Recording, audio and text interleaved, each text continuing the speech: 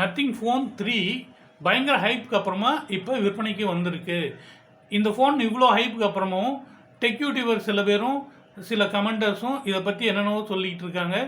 இந்த ஹைப் ஒர்த்தா, இதோட பின்னாடி இருக்கிறது என்ன பிரச்சனை, உள்ளே இருக்கிறது என்ன பிரச்சனை, ஏன் இப்படி பண்ணுறாங்க அப்படின்றது எல்லாத்தையும் இந்த வீடியோவில் பார்ப்போம். முதல்ல பின்னாடி இருந்து ஆரம்பிப்போம். பின்னாடி கிளிஃப்னு ஒன்று கொடுத்து இதுதான் வந்து எங்களோட ஸ்பெஷாலிட்டி அப்படின்னு அட்வர்டைஸ் பண்ணது கால்பேயும் நத்திங்கும் தான்.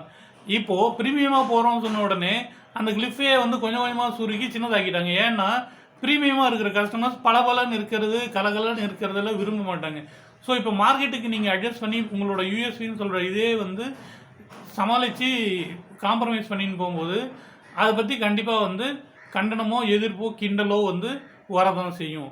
ஏன்னா உங்களோட சிறப்பை நீங்களே சொல்லிட்டது மேலே நீங்களே வந்து அதை மாற்றி அது இல்லைன்னா அதை கொஞ்சம் கம்மி பண்ணிட்டோம் அப்படின்ற மாதிரி போகும்போது அது கண்டிப்பாக வந்து எதிர்ப்பை உருவாக்க தான் செய்யுது.